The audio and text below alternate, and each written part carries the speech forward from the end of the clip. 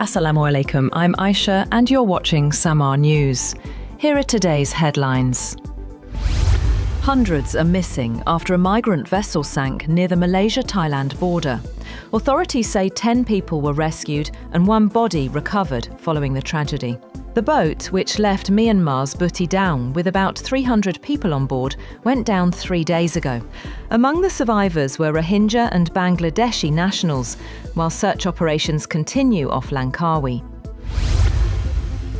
A massive weather alert has been issued in the Philippines as super typhoon Fungwang, locally named Uwan, intensified, prompting authorities to evacuate over 100,000 residents. The storm threatens central and eastern regions with heavy rainfall and strong winds, including Metro Manila and surrounding provinces. Super Typhoon Fungwang reached sustained winds of 185 kilometers per hour, with gusts up to 230 kilometers per hour on Sunday, with earliest landfall expected in Aurora Province, central Luzon, Sunday night.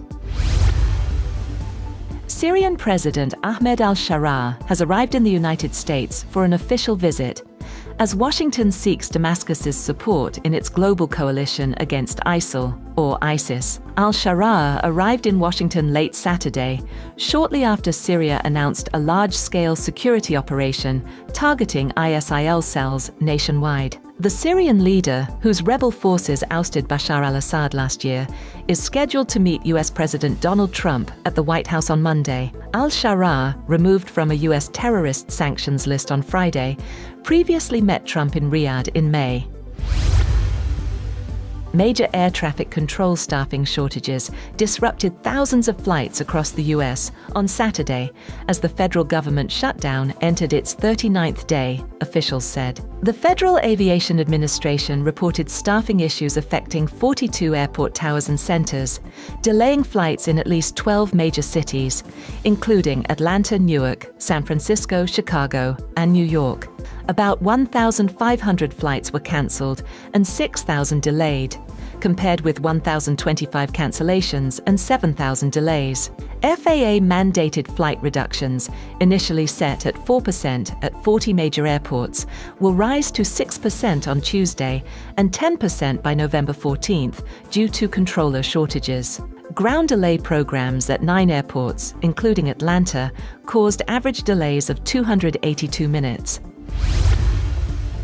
Russian Foreign Minister Sergei Lavrov said Sunday he is ready to meet US Secretary of State Marco Rubio, but reaffirmed that Moscow will not compromise on its core conditions to end the Ukraine war. Lavrov told state news agency RIA Novosti that both sides understand the need for regular communication and are prepared for face-to-face meetings when necessary. His remarks come as President Donald Trump's attempts to broker a peace deal have stalled following the cancellation of last month's planned Trump-Putin summit in Budapest.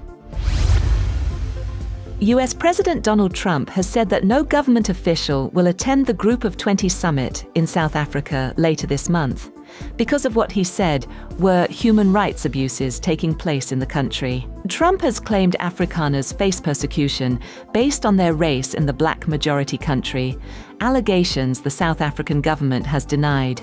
Vice President J.D. Vance, who was expected to attend the Group of 20 world leaders in Johannesburg from November 22nd to 23rd, is no longer going.